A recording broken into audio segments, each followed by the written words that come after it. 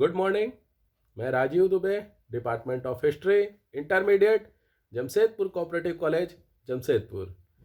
सबसे पहले आप लोगों को नव वर्ष 2021 अंग्रेजी नव वर्ष है, इसकी बहुत बहुत बधाई और शुभकामनाएं।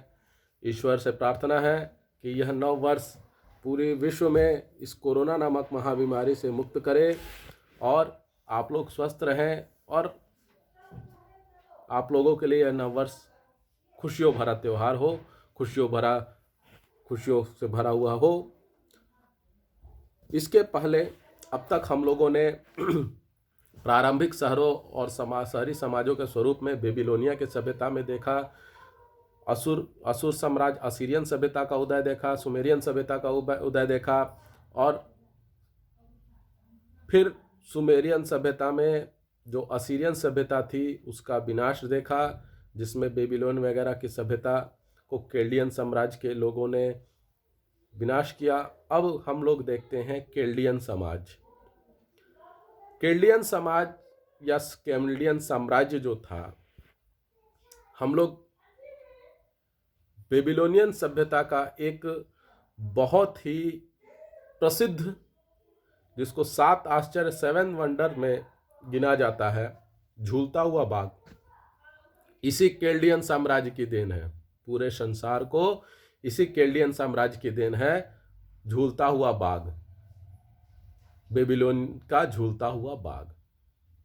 हम लोग इसको देखते हैं। यद्यपि मेसोपोटामिया का आरंभिक शहरी समाज सुमेरी, बेबीलोनिया एवं असीरिया की सभ्यता से बना था, परंतु इसके तहत केल्डियन पुनर्जागरण का भी अध्ययन पुनः आवश्यक होता है। बेबीलोनिया की सभ्यता को पुनर्स्थापित करने का श्रेय, यानी बेबीलोनिया की सभ्यता को नष्ट करके असीरियन सभ्यता उदय हुई और असीरियन सभ्यता को हरा करके, असीरियन साम्राज्य को नष्ट करके केल्डियन साम्राज्य फिर से पुनर्जागृत हुई और उसने बेबीलोनिया की सभ्यता को पुनर्जागृत किया। और यह केल्डियन साम्राज्य को ही जाता है जिसने बेबीलोनिया की सभ्यता को पुनः स्थापित किया, बेबीलोनिया शहर को और बेबीलोनिया सभ्यता को पुनर्स्थापित किया केल्डियन साम्राज्य ने। विश्व के 7 आश्चर्यों में से एक बेबीलोन का झूलता हुआ बाग इसी साम्राज्य की देन है, यह तो मैं पहले ही बता चुका हूं। असीरियन सम्राट सार्गोन द्वितीय 722 से 705 ईस्वी पूर्व का समकालीन था केल्डियन सरदार मर्दुक बलदान। वह अत्यंत योग्य शासक था। उसने विद्रोह कर 12 वर्ष बेबीलोन पर शासन किया, मगर सार्गोन ने उसे हरा दिया।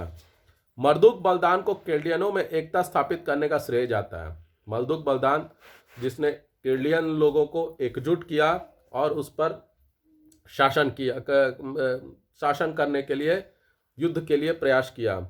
मगर असीरियन सम्राट सेनोकारिब, जो असीरियन सम्राट था सेनोकारिब, उसने 705 से 681 ईस्वी पूर्व उसका शासनकाल था, ने 689 ईस्वी पूर्व बेबीलोन को पूर्णतः ध्वस्त कर दिया। असीरियन सम्राट था इसलिए उसने बेबीलोनिया सभ्यता को पूरी तरह से नष्ट कर दिया। मगर केल्डियनों की शक्ति कम नहीं हुई, केल्डियन लोग शक्ति में कम नहीं हुए, वो अपने आप को प्रयास करते रहे असीरियन सम्राट से लड़ने के लिए और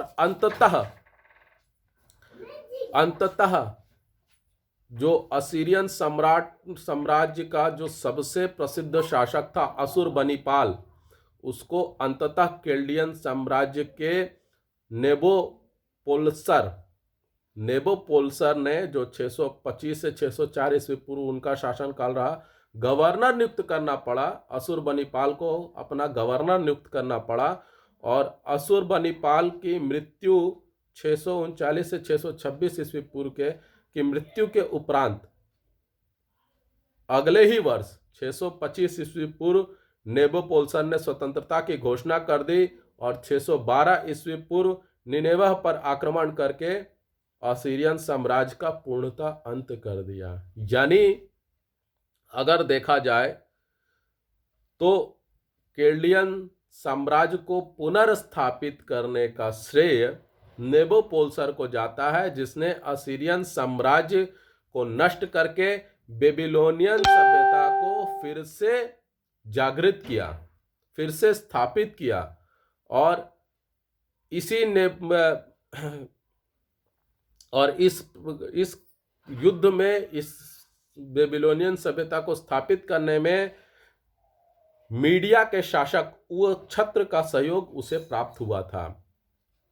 मीडिया वहां का एक शहर था और उसका शासक उवछत्र का सहयोग इसे पूरी तरह मिला नेबोपोल्सर को, और इसने अशुरबनिपाल के साम्राज्य को, अशुरबनिपाल की मृत्यु के पश्चात असीरिया को नष्ट किया और बेबीलोनियन सभ्यता को फिर से पुनर्स्थापित किया।